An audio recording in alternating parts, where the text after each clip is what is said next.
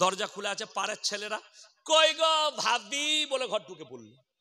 ভাবির গায়ে কাপড় আছে না মাথায় কাপড় আছে না বোনের মাথায়? শুনেলেন, আপনি যদি বাড়ির পুরুষ হন দরজায় লিখবেন একটা কথা, কাল থেকে লিখে দেন, সালাম দিয়ে প্রবেশ করুন, বিনা অনুমতিতে প্রবেশ করবেন না পর পুরুষ, এটা লেখা থাকতে হবে। এটা হচ্ছে মুসলমানের বাড়ি।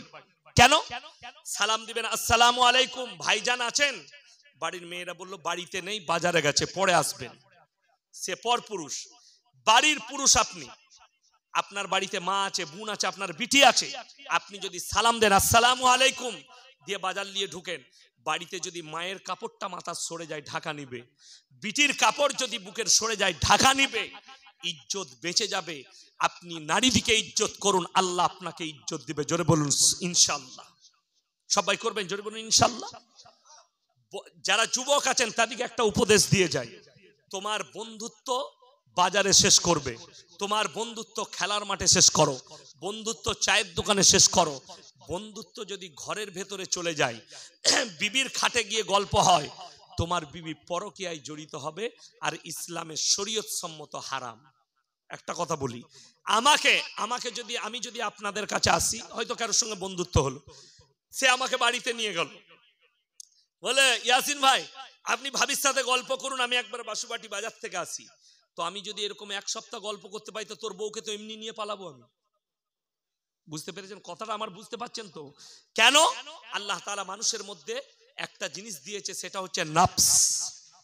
এই নফসের, শুনেলেন, আর দ্বিতীয় নম্বর হচ্ছে একটা পর পুরুষ আর পর নারী যদি এক কাছে হয়, সেখানে তৃতীয় নম্বর যে হাজিরি দেয় তার নাম হচ্ছে শয়তান।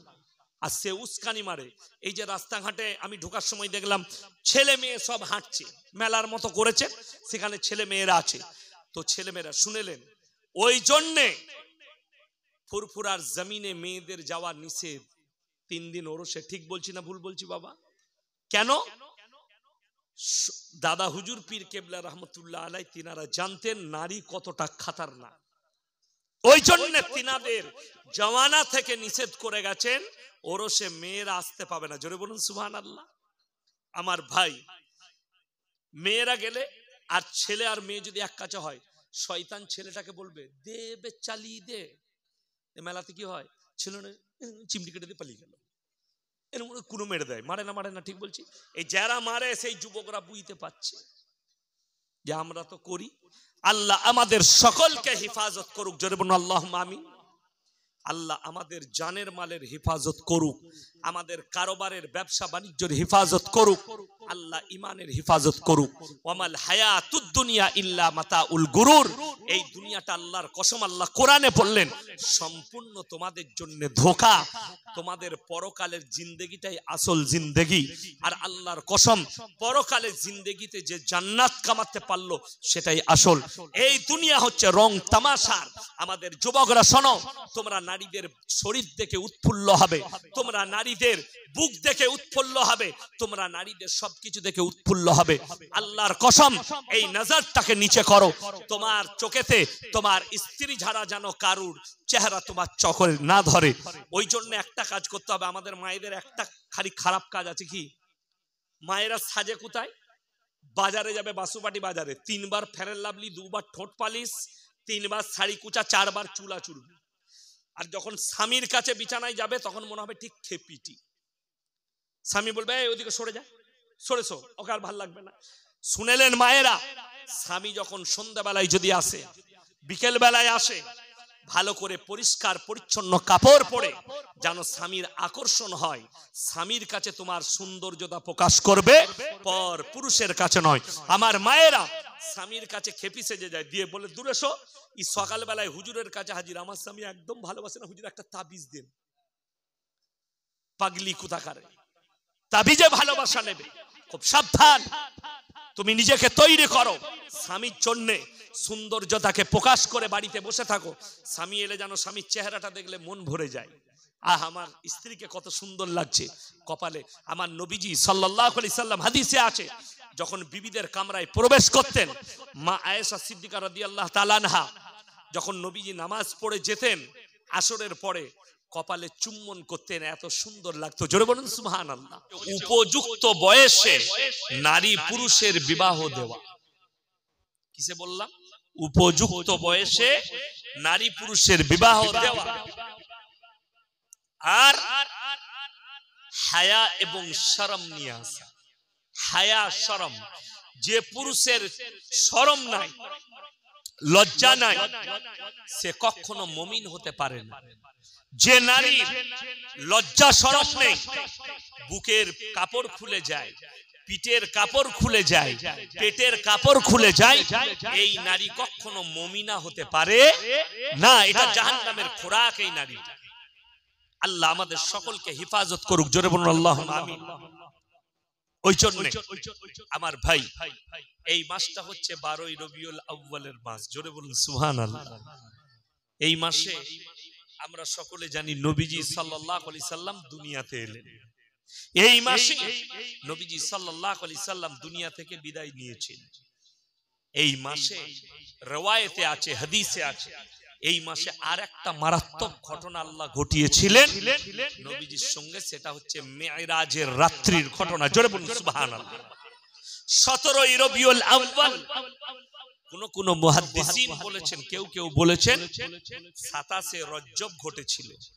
দুটো রিওয়ায়াত আছে, একটা 17ই রবিউল আউয়াল, একটা 27শে রজব। এই দুটো তারিখের উল্লেখ হাদিসে আছে। দুটোকেই সহি মানতে হবে। তো এই মাসটা বড় মুবারক মাস, যে মাসে নবীজি সাল্লাল্লাহু আলাইহি সাল্লাম দুনিয়াতে এলেন। আল্লাহর কসম, এই মাসই মক্কা, গোটা মক্কা নগরীতে আল্লাহ বরকতে পরিপূর্ণ করেছিলেন। জোরে বলুন সুবহানাল্লাহ। নবীজি সাল্লাল্লাহু আলাইহি, শুনে নেন, নবীজি মিলাদুন নবী, মিলাদ মানে হচ্ছে মিলাদুন মানে হচ্ছে নবীজির জীবনধারা বর্ণনা করা। নবীজি সাল্লাল্লাহু আলাইহি সাল্লাম দেখতে কেমন ছিলেন, তিনার আকৃতি কেমন ছিল, নবীজি সাল্লাল্লাহু আলাইহি সাল্লামের দাড়ি মুবারক কেমন ছিলেন, চুল মুবারক কেমন ছিল, নবীজি সাল্লাল্লাহু আলাইহি সাল্লামের হাত মুবারক কেমন ছিল, নবীজি সাল্লাল্লাহু আলাইহি সাল্লামের পা মুবারক, জুতো মুবারক, জামা মুবারক, এগুলো কেমন ছিল, এটার নাম হচ্ছে মিলাদ। আমার ভাই, এই নবীজি সাল্লাল্লাহু আলাইহি সাল্লাম এই মাসে, মুবারক মাসে দুনিয়াতে এসেছেন। তার পূর্বে আপনারা দেখেছেন, আজ থেকে 7-8 বছর আগে আমেরিকার মাটিতে, ফ্রান্সের মাটিতে নবীজি সাল্লাল্লাহু আলাইহি সাল্লামের উপরে একটা ফিল্ম তৈরি করা হয়েছিল। জোরে বলুন নাউজুবিল্লাহ। ফিল্মটা আল্লাহর হাবিব সাল্লাল্লাহু আলাইহি সাল্লামের জন্য খুব খারাপ মন্তব্য দেখানো হয়েছে। আল্লাহর হাবিব সাল্লাল্লাহু আলাইহি সাল্লাম নিজের জীবনীতে 11টা বিবাহ করেছেন। জোরে বলুন সুবহানাল্লাহ। সবথেকে বড় ব্যাপার, 11টা বিবির মধ্যে 10 জন বিধবাকে নবীজি সাল্লাল্লাহু আলাইহি সাল্লাম বিয়ে করেছিলেন। 10 জন বিধবা, একজন খালি যুবতী ছিলেন, তিনি হচ্ছেন মা আয়েশা সিদ্দিকা রাদিয়াল্লাহু তাআলা আনহা। তিনি কেমন জ্ঞানী ছিলেন? মা আয়েশা সিদ্দিকা রাদিয়াল্লাহু তাআলা আনহা আল্লাহ নবীর বিবি। 6 বছর বয়সে নিকাহ করলেন, 9 বছর বয়সে আল্লাহর হাবিব সাল্লাল্লাহু আলাইহি সাল্লাম তার সঙ্গে সংসার শুরু করলেন। তাহলে তিনার জীবনীটা কেমন ছিল, তিনি কিরকম জ্ঞানী ছিলেন? এখনকার একটা মেয়ে এমএ পাস করলে বাপ গর্ব করে বলে আমার মেয়ে এমএ, আমার মেয়ে ডবল এমএ, আমার মেয়ে ট্রিপল এমএ, আমার মেয়ে বিএসসি পাস, আমার মেয়ে ইঞ্জিনিয়ার, আমার মেয়ে ডাক্তার। আল্লাহর কসম করে বলে যাচ্ছি, আল্লাহ তাআলা নিজের কুদরতে মা আয়েশা সিদ্দিকা রাদিয়াল্লাহু তাআলা আনহাকে যে জ্ঞান দিয়েছিলেন, কিয়ামত পর্যন্ত পৃথিবীর কোন নারীর সে জ্ঞান থাকতে পারে না। জোরে বলুন সুবহানাল্লাহ। 1 নম্বর, আল্লাহর হাবিব সাল্লাল্লাহু আলাইহি সাল্লামের যতগুলো মেয়ে ছেলে সাহাবী ছিলেন, তার মধ্যে সবথেকে বেশি আল্লাহ জ্ঞান দিয়েছিলেন মা আয়েশা সিদ্দিকা রাদিয়াল্লাহু তাআলা আনহা। 40,000 হাদিসের বর্ণনাকারী। জোরে সরে একবার বলুন নারায়ে তাকবীর। বিরিয়ানি খাননি? আগে তো দিয়ে দিয়েছেন বিরিয়ানি। নারায়ে তাকবীর। আরে হুগলি জেলার লোক গরু জবাই করে বিরিয়ানি না করলে জলসাই মানায় না, তাই না? আর সত্যিকারই আমি অনেক জায়গায় বলি, বিরিয়ানি যদি খেতে হয় হুগলির বাবুর্চির হাতে খেতে হবে। লাস্টে আমাকে খাওয়াবেন তো, একটু খাওয়াবেন। হুগলির বাবুর্চি। আপনারা বিরিয়ানি খেয়েছেন, নারায়ে তাকবীর। আরে মা আয়েশা সিদ্দিকা রাদিয়াল্লাহু তাআলা আনহা, আল্লাহর নবীর বিবির জন্য আপনি নারায়ে দিবেন। আপনার জানো বুক অন্তরের অন্তরস্থল থেকে বেরিয়ে আসে ভালোবাসা। নবীজির বিবি একটা দুটো নয়, 40,000 হাদিসের বর্ণনাকারী। ভাবতে পারে এরকম বিবি নবীজি ছিলেন। আমি এখানে চ্যালেঞ্জ দিলাম বসে, আপনার গ্রাম থেকে একটা বিবির খালি রেকর্ডিং করে নিয়ে আসুন, কারুর বিবির 10টা খালি হাদিস শুনিয়ে দিবে, 10টা হাদিস শুনিয়ে দিবে মুখস্থ, যেগুলো গুরুত্বপূর্ণ হাদিস। শুধু তাই নয়, বড় কষ্ট লাগে, আপনার আমার বিবিরা হাদিস জানেন না। ওটা তো দূরের কথা, এখানে যতগুলো মানুষ বসে আছেন আলেম ছাড়া, আপনাদের মধ্যে কেউ একবার দাঁড়িয়ে আমাকে 10টা হাদিস শুনিয়ে দেন পরপর, ইবারত সহ। আছে কেন? আমি 100 টাকা মিষ্টি খেতে দেবো, কেউ আছেন? কেউ আছেন? কেউ নেই। কত বড় দুঃখের বিষয়। তাহলে আপনি কি করে বলতে পারেন আমাদের সমাজের লোক শুনেলেন, বিশেষ করে শিক্ষিতরা সমাজকে গুমরাহ করছে একটা হাদিস নাম করে চালি।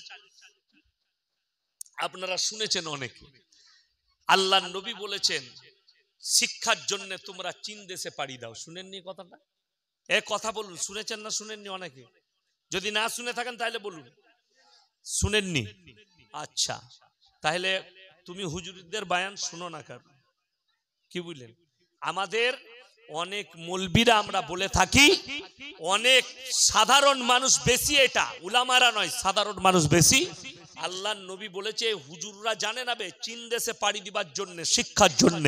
ওই জন্য মৌলবীরা জানে না আমার বিটিকে আমেরিকা পাঠাতে হবে পড়ার লেগে, আমার বিটিকে লন্ডন পাঠাতে হবে, এটা নিজেদের সুবিধার জন্য। আমি এখানে চ্যালেঞ্জ দিয়ে যাচ্ছি, যদি কোনো মুফতি কোনোদিন, ইউটিউবে নম্বর আছে, আপনারা যদি নম্বর নিতে চান নিয়ে নেবেন, কেউ যদি প্রমাণ করাতে পারে এই হাদিসটা কত নম্বর বুখারীতে, তিরমিজিতে, আবু দাউদে, ইবনে মাজাহ, নাসাই শরীফ, মিশকাত শরীফ কোথায় আছে, একবার খালি আমাকে হাদিস নম্বরটা, চ্যাপ্টারটা বলে দিবে, আমি তার শুকর আদায় করব। এই হাদিস খুঁজে পাওয়া যাবে না, যেহেতু এটা হাদিসই নয়, হাদিসের নাম করে বানিয়ে মুসলমান মানুষ দিকে ঈমান নষ্ট করার একটা ষড়যন্ত্র। আমার ভাই, ইলম হাসিল করা কি? কথা বলেন না কেন? আপনারা জানেন না ফরজ? ইলম হাসিল করা যদি ফরজ হয়, ইলম মানে কি? হ্যাঁ, জ্ঞান, তাই তো? ইলম মানে জ্ঞান। এই যে এই মানুষটা কম্পিউটার চালাচ্ছে, এটা জ্ঞান না জ্ঞান নয়? জ্ঞান। আমার ড্রাইভার গাড়ি চালিয়ে নিয়ে এসছে, এটা জ্ঞান না জ্ঞান নয়? জ্ঞান। এগুলো করা ফরজ। কথাটা বুঝতে পারেননি আমার? আমি বাংলা কথা বলছি। এই যে প্যান্ডেলটা এত সুন্দর সাজিয়েছে, মিস্ত্রিতে সাজিয়েছে, ঠিক বলছি না? এটাও একটা জ্ঞান, কালা জ্ঞান অর্জন করেছে এটার প্যান্ডেল সাজাবার। তাহলে এটা হাসিল করা, জ্ঞান অর্জন করা ফরজ না। মিস্টেক হচ্ছে এটাই, এটার জন্যই আমাদের সমাজে বেঈমান কাফেররা মুসলমানদের ঈমান এইভাবে নষ্ট করছে, গুমরাহ করে। আমার আল্লাহ যেটা বলেছেন, নবীজি যেটা বলেছেন, সেটা হচ্ছে দ্বীনি ইলম হাসিল করা ফরজ। দ্বীনি ইলম মানে কোরআনের সম্পর্কে কোরআনের ইলম হাসিল করা, আমার নবীজির হাদিস, আমার নবীজির জীবন আদর্শ, আল্লাহ সম্পর্কে জ্ঞান অর্জন করা, এগুলোর নাম হচ্ছে ফরজ। বুঝতে পেরেছেন না পারেন? একটা লোক জীবনে মাদ্রাসার মুখ দেখেনি, জীবনে কোনো স্কুলে পড়েনি, সেই লোকটা মুমিন হতে পারে না? পারে না বাবা? কথা বলুন, পারে না? পারে না? আপনারা বলতে পারবেন না, আমি ঢুকে যা দেখলাম আপনাদের পক্ষে বলা সম্ভব নয়। আমার ভাই একটা কথা মাথায় রাখবেন যে দ্বীনি ইলম হাসিল করা ফরজ, দুনিয়াবি ইলম হাসিল করা আমি হারাম বলিনি, ভুল বুঝবেন না। দুনিয়াবি ইলমটাও আল্লাহর কাছে কামিয়াবি হবে তখন আপনার ছেলে ডাক্তার হয়ে যখন সেবা করবে, আপনার ছেলে মাস্টার হয়ে সমাজের সেবা করবে, আপনার ছেলে উকিল হয়ে সমাজের সেবা করবে। আমাদের ভারতবর্ষের যে উকিল, আমি বললি এখনই কাল থেকে উকিলরা আমাকে গালি দিবে, ইউটিউবাররা ছেড়ে দিবে। আমাদের ভারতের যে বিচার ব্যবস্থা, অধিকাংশ উকিল কিয়ামতের দিনে ফেরে পড়ে যাবে। ঠিক বলছি না ভুল বলছি বাবা? কেন? আমাদের দেশে কেউ যদি ধর্ষণ করে, ধর্ষণকারীর পক্ষে উকিল দাঁড়ায়, দাঁড়ায় না? দাঁড়ায় না? চোরের পক্ষে উকিল দাঁড়ায়, মার্ডারারের পক্ষে উকিল দাঁড়ায়। মিথ্যা উকিলে শিক্ষা দেয়, তুই এই মিথ্যাগুলো বলবি না হলে বাঁচতে পারবি না। ঠিক বলছি না ভুল বলছি? তো সে যদি মুসলমান উকিল হয়, সে যদি নামাজ পড়ে কবুল হবে? মিথ্যা কথা বলা গুনাহে কবিরা, এটা ভারতের সংবিধান বলছে। আমি অন্য দেশের কথা বলি নাই, ভারতের কথা বলছি। আমাদের ভারতে কোর্টেতে 100টা কেস চললে 95টা মিথ্যা কেস চলে, আর উকিলরাও মিথ্যা কথা বলে, সাক্ষীকেও মিথ্যা কথা বলতে উৎসাহ দেয়। তাহলে আমি আর বলতে এর বেশি বলবো না, এর বেশি ভাঙালে কালকে ইউটিউবে আর ফেসবুকে আমাকে গালি দিবে কারা? উকিলরা। আমি আর বেশি বলবো না। নিজের বিচার নিজে করবেন, নিজের দিলকে জিজ্ঞেস করবেন, আমি যে মিথ্যা প্রশ্রয় নিচ্ছি এটা কি নবীজি সাল্লাল্লাহু আলাইহি সাল্লামের তরিকা, না আল্লাহর হুকুম, না আল্লাহর হুকুমের বাইরে আর নবীজি সাল্লাল্লাহু আলাইহি সাল্লামের আদর্শের বাইরে? মিথ্যা কথা বলে কেউ কে হাসিও না, সত্য কথা বলে কাঁদিয়ে দাও। একবার সবাই দরুদ পড়ি আর এগিয়ে চলে আসি। আল্লাহুম্মা, এগিয়ে আসুন বাবা, সামনে জায়গাগুলো এগিয়ে আসুন, সামনে চলে আসুন। পানিটা দেন তো, পানিটা দেন তো বাবা।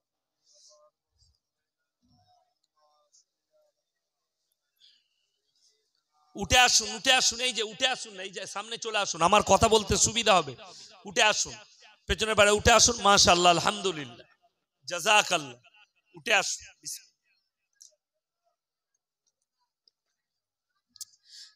আলহামদুলিল্লাহ। আর যারা পেছনে ভাই আসছেন সামনে এগিয়ে এসে বসে যাবেন। আমার ভাই সবাই নিয়ত করুন, আজ থেকে আমরা পাকাপোক্ত মুমিন হব। জোরে বলুন ইনশাআল্লাহ। মুমিনের গুণাবলী কি কি? আল্লাহর প্রিয় বান্দা কে কে হবেন হাত তুলেন তো ইনশাআল্লাহ দেখি। এ আল্লাহর প্রিয় বান্দা কে কে হবেন হাত তুলেন। মাশাআল্লাহ, সবাই হাত তুলেছেন। এরপর আমি বলবো, আমি কোরআনের তাফসীর করব, একটা একটা করে ভাঙাবো। ওই গুণাবলীগুলো যদি আপনার মধ্যে থাকে, ওই গুণাবলী যদি আপনি আনতে পারেন, তবে আপনি আল্লাহর প্রিয় বন্ধু, তা না হলে আপনি হতে পারবেন না। আমার আল্লাহ রাব্বুল আলামিন কোরআনে বললেন, তাবারাকাল্লাযী জাআলা ফিস সামাই বুরুজা ওয়া জাআলা ফিহা সিরাজাও ওয়া কামারাম মুনীরা ওয়া হুয়াল্লাযী জাআলাল লাইলা ওয়ান নাহার খিলফাতাল লিমান আরাদা ইয়াযাক্কারা ওয়া আরাদা শুকুরা ওয়া ইবাদুর রহমানিল্লাযীনা ইয়ামশুনা আলাল আরদি হাওনা ওয়া ইযা কাতাবাহুমুল জাহিলুনা ক্বালু সালামা ওয়াল্লাযীনা ইয়াবিতুনা লিরাব্বিহিম সুজদাও ওয়া কিয়ামা ওয়াল্লাযীনা ইয়াকুলুনা রাব্বানা ইসরিফ আন্না আযাবা জাহান্নাম ইন্না আযাবাহা কানা গরামা ইন্নাহা সাত মুস্তাকাররাও ওয়া মুকামা। এই আওয়াজ বাড়া।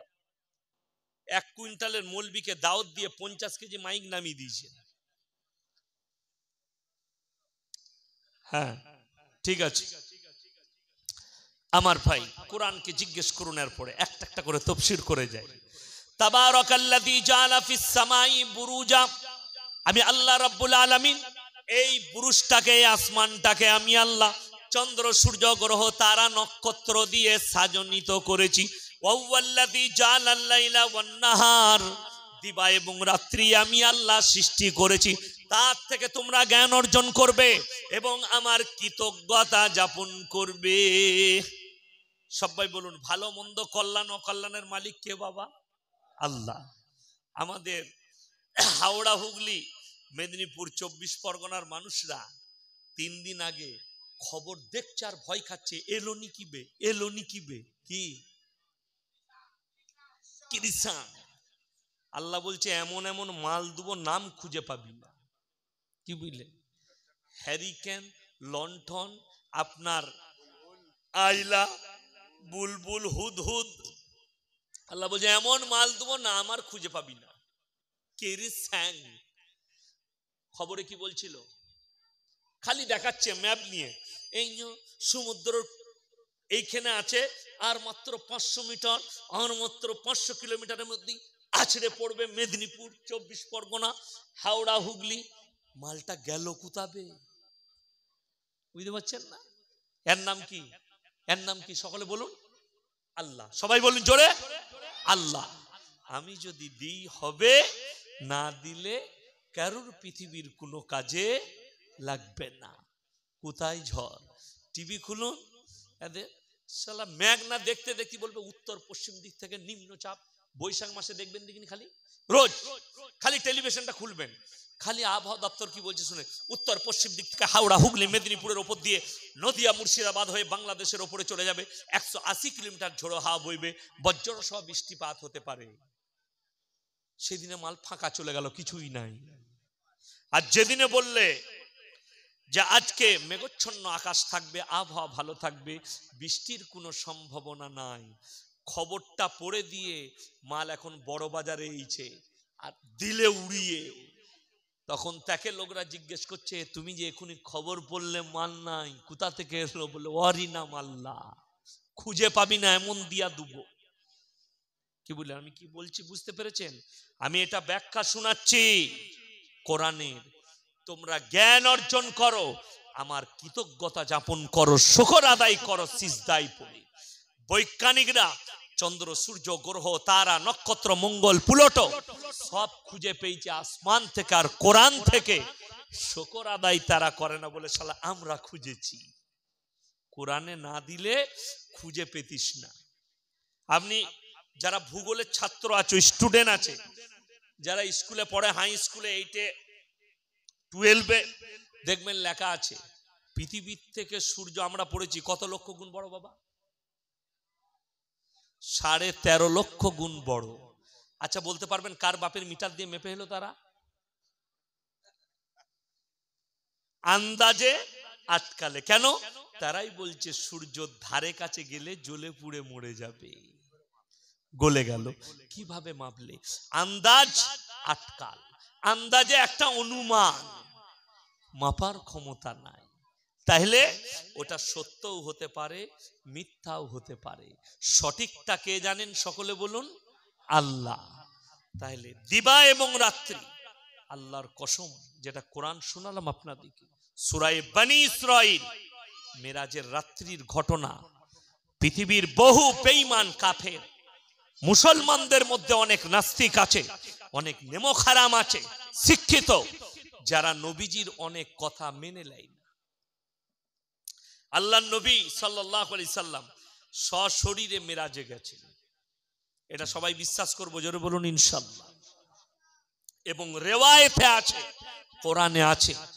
আমি যখন আমার নবীজিকে, আপনারা ভাবতে পারেন জমিন থেকে একটা আসমানের দূরত্ব, একটা ঘোড়া টানা যদি 8000 বৎসর ছুটে নিজের রফতারে, তারপরে প্রথম আসমানকে টাচ করতে পারবে 8000 বৎসর।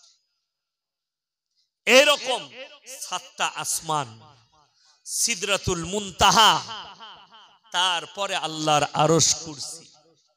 নবীজি সাল্লাল্লাহু আলাইহি সাল্লামকে অর্ধরাত্রি, কিছুক্ষণ রাত্রির কিছু অংশ নিজের বেচন থেকে তুলে সুবহানাল্লাযী আসরা বিআবদিহি লাইলাম মিনাল মসজিদিল হারাম, মসজিদে হারামে নিয়ে গেলেন, ইলাল আকসাল্লাযী বারাকনা হাওলাহু, তারপরে ওখান থেকে মসজিদে আকসা কে নিয়ে যাচ্ছেন? হযরতে জিবরিল আমিন, আল্লাহর ফেরেশতা, তিনি নিয়ে গেলেন। সেখানে বাইতুল মাকদাস, যেটাকে আপনারা সকলে জেরুজালেমের মসজিদে আকসা বলে জানেন, যেটা প্রথম পৃথিবীর কাবা। আল্লাহর হাবিব সাল্লাল্লাহু আলাইহি সাল্লাম নামাজের সিজদায় ছিলেন, কোরআনে আছে। আর আল্লাহ বললেন, কোন দিকে ছিলেন মাথাটা? মসজিদে আকসার দিকে নামাজ পড়তেন নবীজি। কোন দিকে বললাম বাবা? কোন দিকে বললাম? মসজিদে আকসা, যেটা ফিলিস্তিনের জেরুজালেমে আছে, ওই দিকে মাথা করে নবীজি নামাজ পড়ছেন, সিজদায় আছেন। আর আল্লাহর আয়াত চলে এলো, জিবরিল আমিন সাতরাল মসজিদিল হারাম, হে নবী তুমি তোমার মাথাটা মসজিদে হারামের দিকে ঘুরিয়ে নাও, আজ থেকে তোমার জন্য আর পৃথিবীর মানুষের জন্য কাবা হচ্ছে মসজিদে হারাম। জোরে বলুন সুবহানাল্লাহ। আল্লাহ নামাজের অবস্থায় কাবা পরিবর্তন করলেন আমার হাবিব সাল্লাল্লাহু আলাইহি সাল্লামের দ্বারা। কাবা পরিবর্তন হয়ে গেল।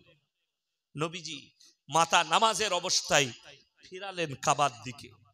আমার ভাই, সেই মসজিদে পৌঁছানোর পরে রিওয়ায়েতে আছে, কোরআনে আছে, আল্লাহর হাবিব সাল্লাল্লাহু আলাইহি সাল্লাম ইমামতি করলেন এবং পৃথিবীর সমস্ত নবী পয়গম্বর তার পেছনে নামাজ আদায় করলেন। জোরে বলুন একবার, আরো জোরে বলুন, নারায়ে তাকবীর।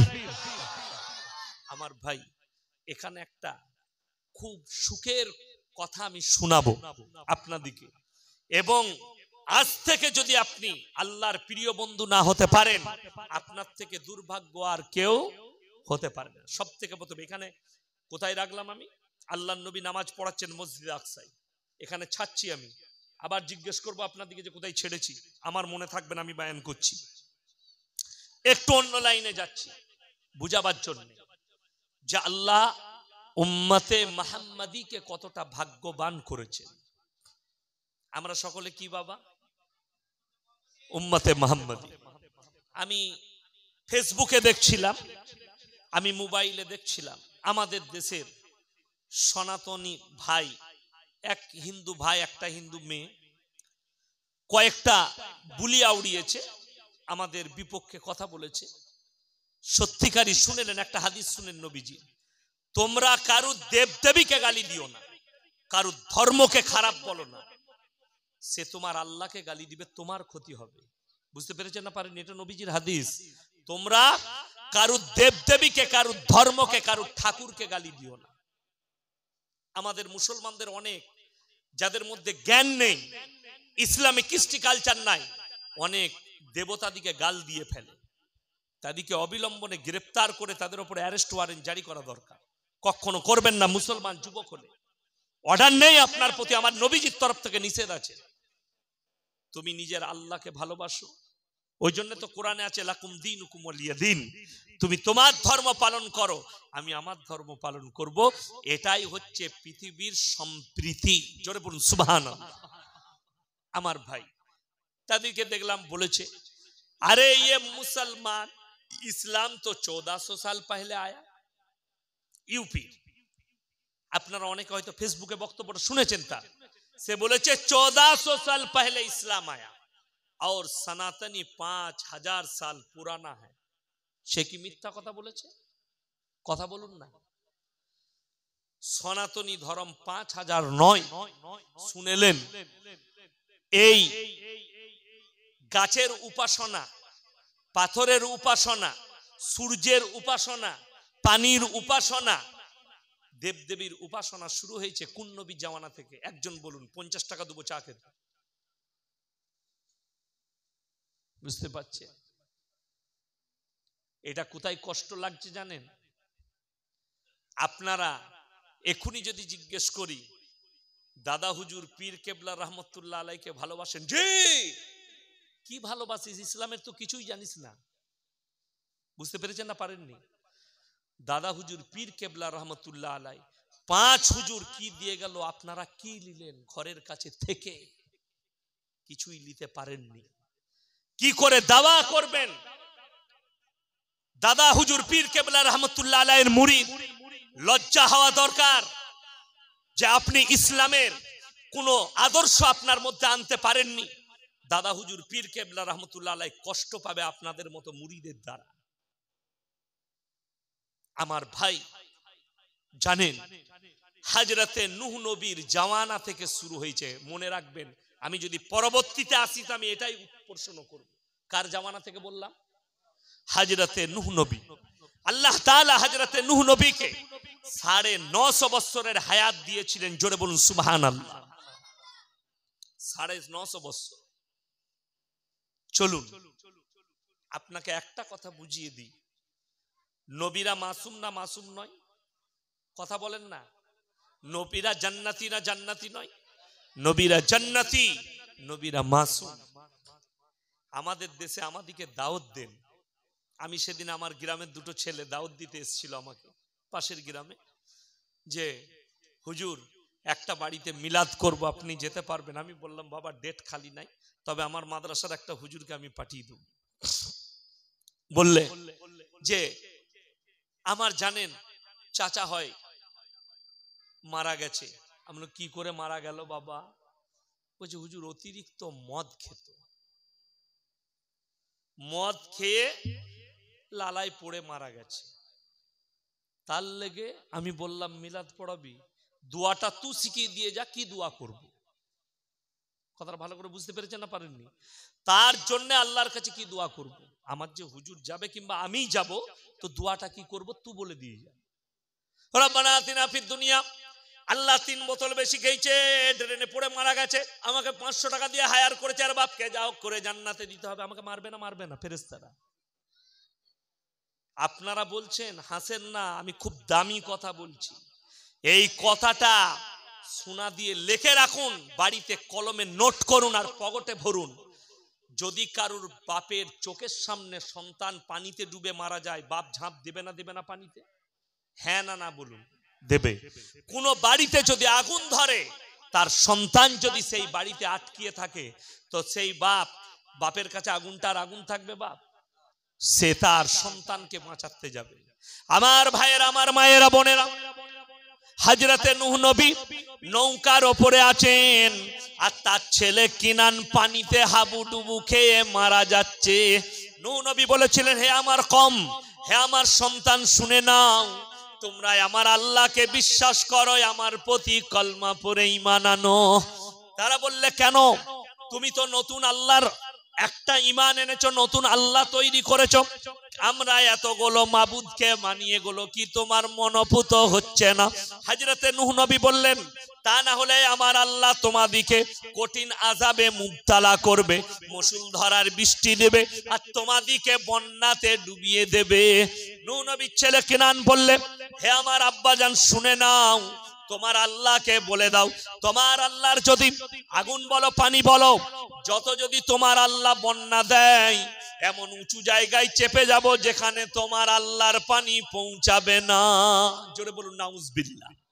এত বড় টক্কর! আল্লাহকে চ্যালেঞ্জ ছুড়লে, নিজের বাপকে নবী পয়গম্বর চ্যালেঞ্জ ছুড়েছে।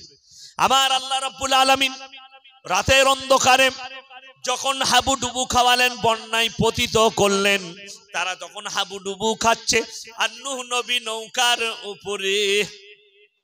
সকাল হয়ে গেছে, রাত্রি 2টোর পরে বন্যা এসছে। যখন ফজর হয়ে গেছে, সকাল হয়েছে, নূহ নবী নৌকার ওপরে, আর তার কওমের মানুষ হাবুডুবু খাচ্ছে। নূহ নবী নিজের চোখে দেখছেন তার ছেলে যেন হাবুডুবু খেয়ে মারা যাচ্ছে। পিতৃস্নেহ জেগেছে, আল্লাহর কাছে হাত তুলে বসলেন, ওগো আল্লাহ, আমার ওরসজাত পুত্র, তুমি একে রক্ষা করো। আল্লাহ বললেন, লামিনাল খাসিরিন, হে আমার নূহ নবী, তুমি হাত নামিয়ে লাও। যে আমাকে মানেনি, আমার দ্বীনকে মানেনি, আমার নবীকে মানেনি, তার জন্য তুমি আমার কাছে আবেদন নিবেদন করো না, তা না হলে তোমাকেও আমি ক্ষতিগ্রস্তর মধ্যে ফেলে দেব। আমার ভাইয়েরা, হযরতে নূহ নবী নিজের ছেলেকে কলমা পড়াতে পারেননি। হযরতে লূত নবী নিজের বিবিকে কলমা পড়াতে পারেননি। হযরতে ইব্রাহিম নবী নিজের বাবাকে কলমা পড়াতে পারেননি। আর হযরতে আল্লাহর নবী হাবিব সাল্লাল্লাহু আলাইহি ওয়াসাল্লাম নিজের চাচাকে কলমা পড়াতে পারেননি। আর আপনি বলছেন গাঁজা খেয়ে মদ খেয়ে মারা গেছে, হুজুরকে দাওয়াত দিয়ে জান্নাতে পাঠাবো। খুব সাবধান, কেউ মদ গাঁজার ধারে পাশে যাবেন না। জোরে বলুন ইনশাআল্লাহ। আসতে বললেন, আরো জোরে বলুন ইনশাআল্লাহ। আরে মুখেতে ইনশাআল্লাহটা বার করবেন। ইনশাআল্লাহ মানে আল্লাহর কাছে ওয়াদা করা, আল্লাহ আপনাকে বাঁচিয়ে দিবে ওয়াদা করার কারণে। সুবহানাল্লাহ বলবেন, আল্লাহ এটার বদৌলতে নেকি দেবেন। আমার ভাই আগে চলুন, যেটা আমি বলছিলাম যে আল্লাহর হাবিব সাল্লাল্লাহু আলাইহি সাল্লাম তিনি হচ্ছেন আখেরি নবী। কোন নবী বললাম? আখেরি নবী। ওয়া খাতাবান নবিয়্যিন। নবীর পরে আমার হাবিব সাল্লাল্লাহু আলাইহি সাল্লামের পরে পৃথিবীতে আর কোন নবী আসবে? আসবে না। আমার ভাই দ্বিতীয় পৃথিবীতে নবীজির পরে বহুজন নবুয়তের দাবা করেছে। তার মধ্যে উল্লেখযোগ্য একজন আছে, সে হচ্ছে গোলাম আহমদ কাদিয়ানি। পাঞ্জাবের কাদিয়ানে বাড়ি। সে নিজেকে নবুয়তের দাবা করেছিল। এই গোলাম আহমদ কাদিয়ানি পাঞ্জাবের কাদিয়ানে জন্মগ্রহণ করে। সে প্রথমে মানুষকে বলেছিল যে আমি ঈসা মসিহ। লোকরা যখন দেখলে, তাকে প্রশ্ন করলে, ঈসা मसीह तो क़यामत से पहले आएंगे, आप इतना जल्दी कैसे आ गए? से देखले माल गोलमाल हो गए। दे बोले नहीं, मैं तो आखिरी नबी अहमद हूं। बोले अच्छा। तो ये এত বড় ভণ্ড ছিল, মিথ্যাবাদী, নবীর দাবি করেছিল নবুয়তের। তার সঙ্গে শাহ আতাউল্লাহ বুখারী রহমাতুল্লাহ আলাইহির ফোনেতে মুনাজারা হয়েছে। এ ফোনে বলছি, সরি, আপনার স্বপনে মুনাজারা। শাহ আতাউল্লাহ বুখারী রহমাতুল্লাহ আলাইহির নাম শুনেছেন না শুনেননি? বহুত বড় আল্লাহর ওলি এবং বহুত বড় নিজে জওয়ান আর বড় আলিমে দ্বীন এবং ফকিহ ছিলেন।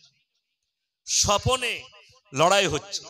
আতাউল্লাহ বুখারী রহমাতুল্লাহ আলাইহি তিনার কিতাবে লিখেছেন ঘটনাটা, যে আমার সঙ্গে স্বপনে লড়াই হয়েছে, তার সামনাসামনি নয়। তিনাকে স্বপনে জিজ্ঞেস করছে, तुम्हारा नाम तो गुलाम अहमद है, तुम अहमद कैसे हो गए? बोले अरे मेरे माँ बाप ने तो गुलाम गलती से लगा दिया, इसीलिए मेरे को लोग गुलाम अहमद कहते हैं। असल में तो मैं अहमद हूँ, अल्लाह का नबी हूँ। शाह अताउल्लाह बुखारी रहमतुल्लाह अलैह बोलें, मैं अल्लाह बोल रहा हूं, तू हरगिज नबी नहीं हो सकता, तू शैतान है। बोले तुम अल्लाह कैसे हो गए? बोले अरे मेरे माँ बाप ने आता भूल से लगा दिया, असल में तो मैं अल्लाह हूं। স্বপনেই তাকে পদস্থ করে দিয়েছিলেন। সামনাসামনি হলে তাকে নেজে কবরে করতেন। যাই হোক, এরপর তার বেটা জীবনী লিখছে। গোলাম আহমদ কাদিয়ানির সন্তান, সে তার বাপের একটা জীবনী বই লিখেছে। জীবনীর প্রথমে লিখছে, আমার বাপ এত সাদাসিধে ছিল, এত ভালো মানুষ ছিল, এত নরম ছিল, ফজরের সময় নামাজ পড়তে যাচ্ছে, পাগড়ি মনে করে আমার মায়ের ছায়াটা লেপটিয়ে চলে গেছে। আমার নবীজি সম্পর্কে এরকম কোন কথা শুনেছেন? জোরে বলুন না। আল্লাহ নবী সাল্লাল্লাহু আলাইহি সাল্লাম হচ্ছেন পৃথিবীর আদি থেকে অন্ত পর্যন্ত সৃষ্টির শ্রেষ্ঠ। আল্লাহ নবী হচ্ছেন বৈজ্ঞানিক নবী, দার্শনিক নবী। আল্লাহর কসম, পৃথিবীর কিয়ামতের সকাল পর্যন্ত নবীজির মতো মহামানব আর পৃথিবীতে কোনোদিন আসেনি আর আসবেও না। জোরে বলুন সুবহানাল্লাহ। চলুন, আল্লাহ তাআলা হযরত আদম আলাইহিস সালাতু ওয়াস সালামকে পৃথিবীতে প্রথম সৃষ্টি করেছেন, তাই কি না? ঠিক কি না? সনাতনী ভাইরা বলছে এটা 5000 বছর পুরনো ধর্ম, সনাতন ধর্মটা, হিন্দু ধর্মটা। যাই হোক আমার ভাই, ঠেস পৌঁছানো নয়। আপনার ধর্ম আপনার কাছে খুবই ভালো, সম্মান করি, ইজ্জত করি, প্রত্যেকটা ভাইকে বুকে টেনে নি। কিন্তু আমি বলতে চাই, যদি বলো ইসলাম কবে থেকে শুরু হয়েছে, মুসলমান কবে থেকে এসছে, আল্লাহ যেদিনে দুনিয়া তৈরি করেছেন, দুনিয়াতে প্রথম মানব সৃষ্টি করেছেন, তিনিই হচ্ছেন মুসলমান। হযরতে আদম কি ছিলেন? সকলে বলুন, মুসলমান। এবং পয়গম্বর ছিলেন নবী। আল্লাহ কোরআনে উল্লেখ করেছেন আর বলেছেন ওয়ালাকাদ কাররামনা বনি আদম। পৃথিবীর যতগুলো মানুষ আছে, শুধু মুসলমান নয়, পৃথিবীর যতগুলো জাতি আর মানুষ আছে, সবাই হচ্ছে আমার আদমের সন্তান। জোরে বলুন সুবহানাল্লাহ।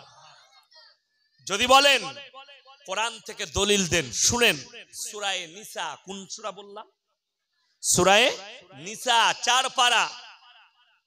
আমার আল্লাহ রাব্বুল আলামিন কোরআনে বললেন, ইয়া আইয়ুহান নাসু তাকু রাব্বাকুমুল্লাযী খালাকাকুম মিন নাফসিন ওয়াহিদাতিন ওয়া খালাকা মিনহা যাওজাহা ওয়া বাসসা মিনহুমা রিজালান কাসীরান ওয়া নিসা ওয়াত্তাকুল্লাহাল্লাযী তাসাআলুনা বিহি ওয়াল আরহাম ইন্নাল্লাহা কানা আলাইকুম রাকিবা। হে আমার বিশ্ব নবী, পৃথিবীর মানুষকে বলো যে তোমাদের মধ্যে শুনে নাও, আমি দুজনের দ্বারা, একজন নারী এবং একজন পুরুষ, প্রথম আমি সৃষ্টি করেছি। তার থেকে পৃথিবীতে অগুন্তি নারী পুরুষের আমি সিস্টেম করেছি। জোরে বলুন সুবহানাল্লাহ। এটাই হচ্ছে দলিল, আমি পৃথিবীতে প্রথম। আপনারা অনেকে ইতিহাস পড়েছেন, আমিও পড়েছি স্কুলে। ইতিহাস পড়েননি? থ্রির ইতিহাস?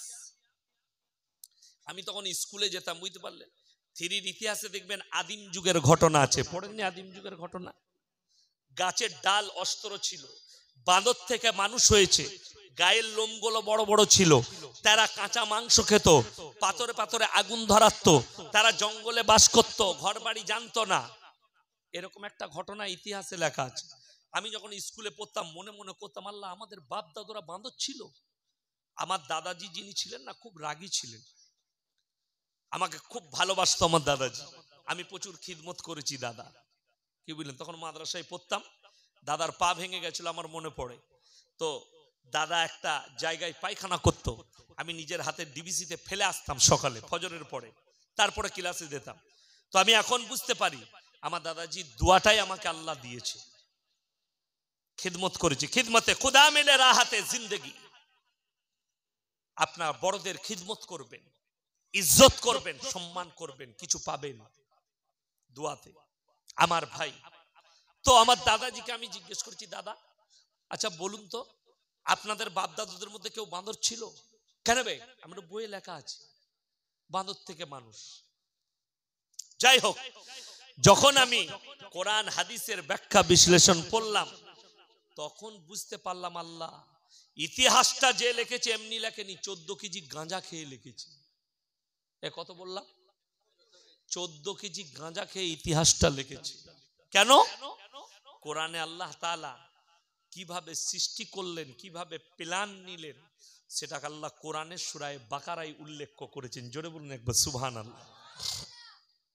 ওয়াইজ ক্বালা রাব্বুকা লিল মালাইকাতি ইন্নী জাইলুন ফিল আরদি খলিফা। হে আমার নবী, আমি একটা প্ল্যান এস্টিমেটে নিয়েছি। আল্লাহ রাব্বুল আলামিন সমস্ত ফেরেশতাদিকে ডাক দিলেন, হে আমার ফেরেশতা মণ্ডলী, তোমরা আমার কাছে হাজিরি দাও। সবাই হাজির। আর আল্লাহ বললেন, ওয়াইজ ক্বালা রাব্বুকা লিল মালাইকাতি, হে আমার ফেরেশতা মণ্ডলী, ইন্নী জাইলুন ফিল আরদি খলিফা। আমি আল্লাহ রাব্বুল আলামিন একটা প্ল্যান এস্টিমেট নিয়েছি, পৃথিবীতে আমি আমার খলিফা পাঠাতে চাই। খলিফা মানে হচ্ছে প্রতিনিধি, প্রতিনিধি মানে হচ্ছে কথা পৌঁছানো। বুঝতে পেরেছেন না পারেন? আচ্ছা, আমাদের রাজ্যে যেখানে যা মিটিং হয় সব জায়গায় প্রধানমন্ত্রী আর মুখ্যমন্ত্রী আসতে পারে? কথা বলুন না। কি পাঠায়? অন্য এমএলএ দিকে পাঠিয়ে দেয়, ওটার নাম হচ্ছে প্রতিনিধি। আপনি যাবেন ভোটের প্রচারে, মানুষকে এই প্রতিশ্রুতিগুলো দিয়ে দিবেন, এগুলো আমি সব চার্ট তৈরি করেছি, এটার নাম হচ্ছে কথা পৌঁছানো। আল্লাহ বললেন, হে আমার বিশ্বনবী, আমি মানুষকে পাঠিয়েছি আমার প্রচারের জন্য। জোরে বলুন সুবহানাল্লাহ। প্রচার কি করে করবেন?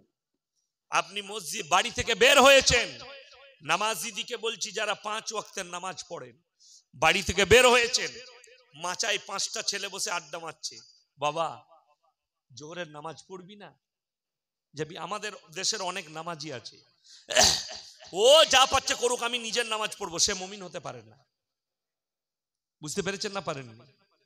মসজিদ আল্লাহর ঘর, সেখানে যদি কেউ কলের পানি অপচয় করে, আর আপনি যদি নামাজি হয়ে মনে করেন, মুসল্লি হয়ে ও যা পাচ্ছে ওকে বলতে গেলে আমি খারাপ হয়ে যাব, বলবো না, তাহলে আপনি কখনো মুমিন হতে পারবেন না।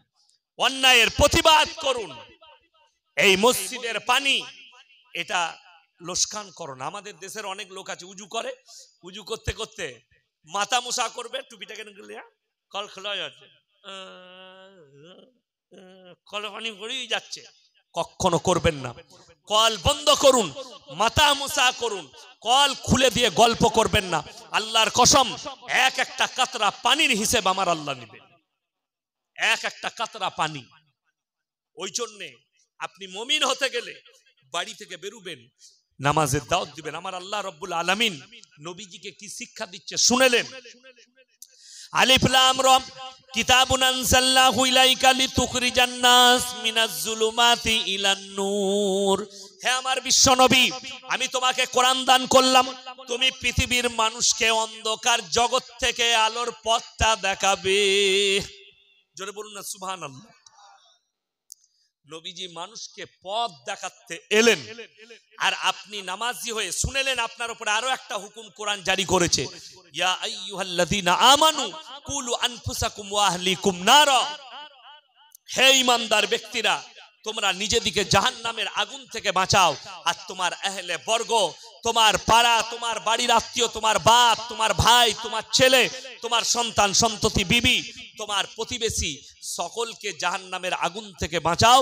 আর আল্লাহর রাস্তায় তাদেরকে মসজিদে আল্লাহর ঘরে আসার দাওয়াত দাও। সবাই দিবেন? জোরে বলুন ইনশাআল্লাহ। আপনি বাড়ি থেকে বেরুবেন, চায়ের দোকানে আড্ডা মারছে। আমাদের একটা কষ্ট কোথায় জানেন?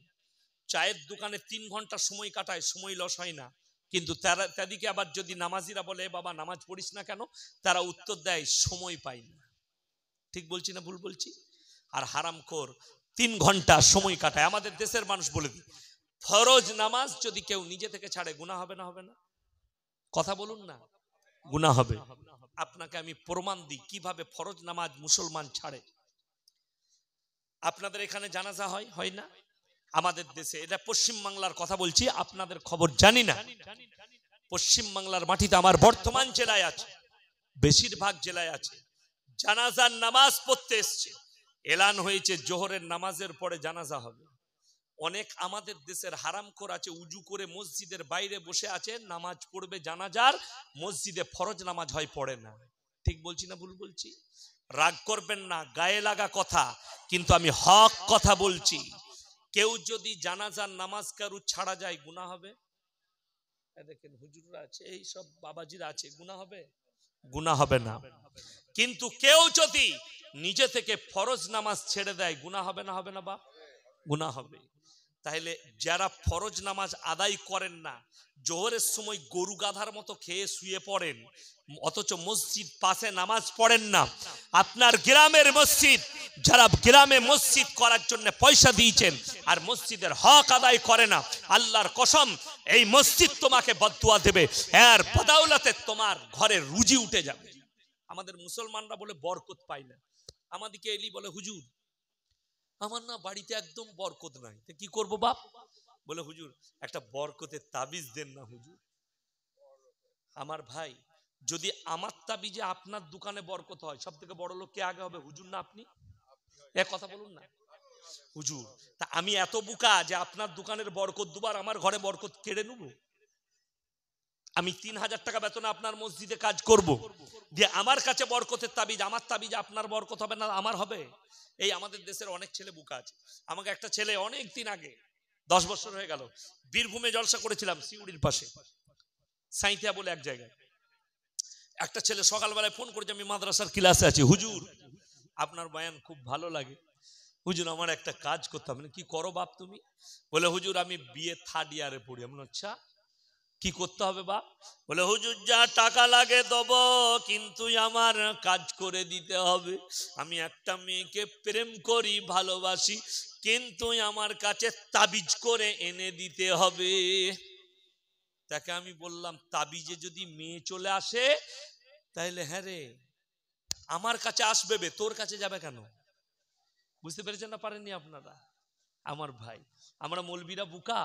তাবিজে যদি মেয়ে পাওয়া যেত, মাত তাবিজ আর সুন্দরী গুলো আমরা নিতাম, আপনাদের লেগে কালো খাঁদা গুলো ফেলে রাখতাম। আমরা বুকা মনে করেছেন নাকি? না। আপনার যদি পছন্দ হয় আল্লাহকে বলুন। বাড়িতে যাদের বরকত নাই শুনেলেন, আমার আল্লাহ কোরআনে বললেন ওয়া আতিদাল কুরবা। আমার আল্লাহ রাব্বুল আলামিন কোরআনে বলেছেন, হে আমার বিশ্ব নবী, পৃথিবীর মানুষকে বলে দাও যে তোমাদের যখন বরকত থাকবে না, আমার আল্লাহ রাব্বুল আলামিন মানুষকে কখনো রোগ দেয়, কখনো বিপদ দেয়, কখনো আবার আপদ দেয়, কখনো তোমাদের ব্যবসার ক্ষতি করি, কখনো তোমাদের খেতি বাড়ির ক্ষতি করি। আমার আল্লাহ রাব্বুল আলামিন বললেন শুনে নাও, আমি আল্লাহ পরীক্ষা করি। ওয়াবাশশিরিস সাবিরিন, আমার কোন বান্দা সবর করে, ধৈর্য ধারণ করে, যখন তোমাদের কাছে বালা মুসিবত আসবে, বিপদ আসবে।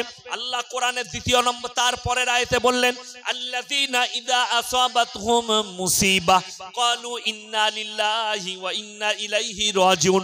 তোমার কাছে যখন বালা মুসিবত আসবে তুমি সঙ্গে সঙ্গে দোয়া পড়বে, ক্বালু, সবাই আমার সাথে বলুন, ক্বালু ইন্না লিল্লাহি ওয়া ইন্না ইলাইহি রাজিউন।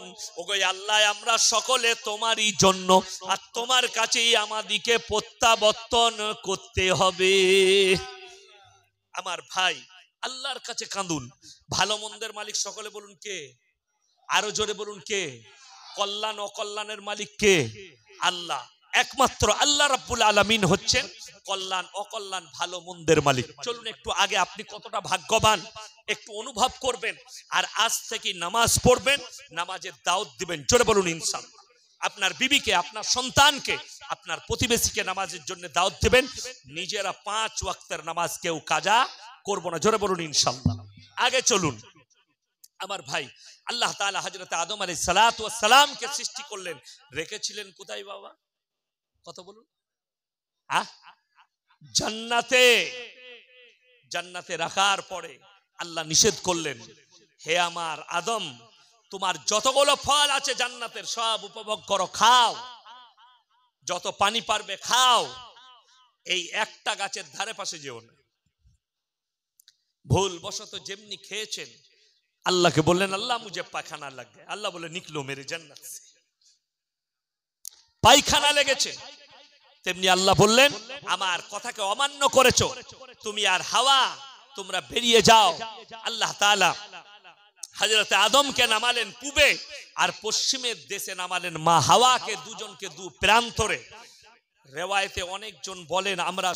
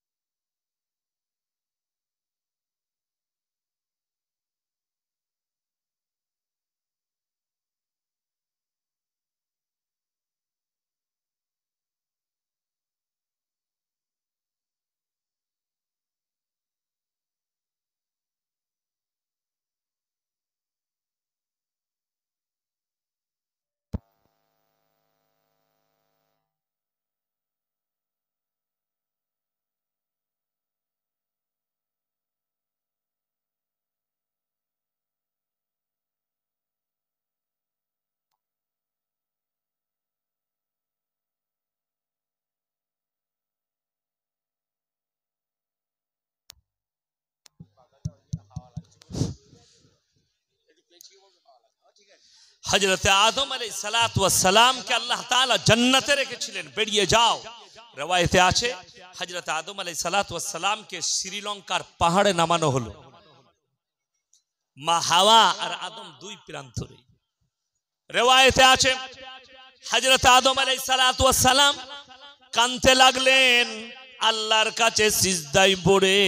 আমার ভাইরা, 1 বছর 2 বছর নয়, 350 বছর আল্লাহর কাছে কেঁদেছিলেন। জোরে বলুন সুবহানাল্লাহ। হযরতে রিওয়ায়েতে আছে আদম আলাইহিস সালামের এই চোখের দুপাশে লালা হয়ে গিয়েছিল, ড্রেন হয়ে গেছে, চোখের পাশে এত কান্না কেঁদেছিলেন। জানেন হযরতে আদম আলাইহিস সালাতু ওয়াস সালামের সন্তান বলছেন যে ওগো আব্বাজান, কিয়ামত পর্যন্ত সবথেকে দামি উম্মতি কার হবে? হযরত আদম আলাইহিস সালাতু ওয়াস সালাম বললেন আখরি নবী জনাবে মুহাম্মদুর রাসূলুল্লাহ, বলুন সাল্লাল্লাহু আলাইহি সাল্লাম, জোরে বলুন সুবহানাল্লাহ। সন্তান বলছে ওগো আল্লাহ, ওগো আব্বাজান কেন? হযরতে আদম 350 বছর কেঁদেছেন আর আল্লাহকে বললেন রব্বানা যালামনা আনফুসানা ওয়া ইল্লাম তাগফির লানা ওয়া তারহামনা লানাকুনান্না মিনাল খাসিরিন। ওগো আল্লাহ, আমি জুলুম করেছি নিজের প্রতি, আমাকে ক্ষমা করুন, তা না হলে আমরা ধ্বংস হয়ে যাব। আল্লাহ বললেন হে আমার আদম, তুমি আমার কাছে 1 বছর 2 বছর নয় 350 বছর কেঁদেছো, আমি আল্লাহ তোমাকে ক্ষমা করলাম।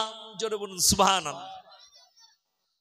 আর হযরতে আদম আলাইহিস সালাম নিজের সন্তানকে বলছে উম্মতে মুহাম্মাদি এতটাই ভাগ্যবান, সারা জিন্দেগি তারা গুনাহ করেছে, গুনার পাহাড় করে ফেলবে। গুনার সমুদ্রের ফেনার সমান যদি কেউ গুনাহ করে, আর সূরা ফুরকান আমার আল্লাহ ওয়াদা করলেন, জোরে বলবেন না একবার সুবহানাল্লাহ। শুনেলেন যাদের মনে মনে হচ্ছে আমি জীবনে অনেক পাপ করে ফেলেছি, এখানে যারা ভাবছেন, যাদের মনে মনে হচ্ছে আমি তো জীবনে নামাজ পড়িনি, হুজুর বলে যাচ্ছে আমি কাল থেকে নামাজ যদি ধরি আল্লাহ কি আমাকে ক্ষমা করবেন, তারা কোরআনটা শুনবেন। সূরা ফুরকান একদম শেষ পৃষ্ঠা, বাড়িতে গিয়ে যদি বিশ্বাস না হয় একবার খুলবেন তাফসীরটা। ইল্লা মান তাবা ওয়া আমানা ওয়া আমিলা আমালান সলিহা ফাউলাইকা ইউবাদদিলুল্লাহু সাইয়্যাতিহিম হাসানাত ওয়া কানাল্লাহু গফুরার রহিমা। যারা আমার কাছে ইস্তেগফার করবে, তওবা করার মতো তওবা করবে, ঈমান আনার মতো ঈমান আনবে, যারা বলবে আল্লাহ আর জীবনে কোনোদিন আমি পাপ করব না, তাদের যদি পাহাড়ের মতো গুনাহ থাকে, সমুদ্রের পানির ফেনার মতো গুনাহ থাকে, ওগো আমার নবী আমি অতটাই তাদের নেকি দিয়ে বদলে দেব। জোরে বলুন সুবহানাল্লাহ। আপনার অতটা গুনাহ আল্লাহ ক্ষমা করে অতটাই নেকি আপনার নামায় আমালে আল্লাহ দান করবেন। জোরে বলুন সুবহানাল্লাহ। আল্লাহ সবথেকে ওই বান্দাকে বেশি ভালোবাসেন যারা গুনার পরে আল্লাহর কাছে ইস্তেগফার করে ফেলে। শুনেন, একজন বড় আল্লাহর ওলি শাহ আবরারুল হক সাহেব রাহমাতুল্লাহ আলাইহি নব্বারাল্লাহু মারকাদা, আল্লাহ তিনার কবরকে নূরে ভরে দেখ। জোরে বলুন আল্লাহুম্মা আমিন। তিনি তিনার আরকানের কিতাবে লিখেছেন প্রত্যেকটা মানুষের উচিত তারা জানো মুজাকারা করে। কিসের? এসান নামাজের পরে প্রত্যেকটা ভাইকে শিখিয়ে, আপনারা বুজুর্গ মানুষ, আপনার দিকে বলে যাচ্ছি, বয়স্ক মানুষ দিকে, আর আপনারাও শুনেলেন, যদি মসজিদে সময় পান তা ভালো, তা না হলে আপনারা বাড়িতে করবেন। নিরালায় খানা খাওয়ার পরে কিংবা এসান নামাজের পরে এক কোণে বসে গিয়ে মনে মনে ভাববেন সারা দিনে আমার কতগুলো গুনাহ হয়ে গেছে, সেগুলোর উপরে ইস্তেগফার পড়লি, আল্লাহ এই গুনাহটা আমি করতে চাইনি, আল্লাহ আমার দ্বারা হয়ে গেছে, আস্তাগফিরুল্লাহাল্লাযী লা ইলাহা ইল্লা হুয়াল হাইয়ুল কাইয়্যুম ওয়া আতুবু ইলাইহি, ওগো আল্লাহ আমাকে ক্ষমা করে দাও। আমার ভাই, যে নেকির কাজটা মনে পড়বে, আমি 5 ওয়াক্তের নামাজ ফজর থেকে পড়লাম, আমি ওই মানুষটার আজকে উপকার করলাম, আজকে আমি ওই মানুষটা হসপিটালে যাচ্ছিল 10 টাকা দান করলাম, যে ভালো কাজগুলো মনে পড়বে, আল্লাহ তোমার শুকর আদায় করছি, আমি মানুষ, আমার কোনো ক্ষমতা নাই, এই ভালো কাজগুলো তুমি তোমার মেহেরবানিতে আমাকে দিয়ে করিয়ে নিয়েছো। এই রকম ভাবে প্রত্যেক দিন যদি নিজের জায়েজা নেন গুনাহ আর ভালো কাজের, আপনি প্রত্যেক দিন আল্লাহর কাছে পরিষ্কার হয়ে থাকবেন। জোরে বলুন সুবহানাল্লাহ। প্রত্যেক দিন পরিষ্কার হয়ে যাবেন আল্লাহর কাছে, প্রত্যেক দিনের গুনাহ ক্ষমা হয়ে গেল, প্রত্যেক দিনের সারা দিনের আপনার নেক কাজের শুকর আদায় হয়ে গেল। আর রাত্রে যারা শুতে যাবেন, মুসলমান নারী পুরুষ, অবশ্যই একটা কাজ করবেন, কি? উজু করে তারপরে শুবেন। জোরে বলুন ইনশাআল্লাহ।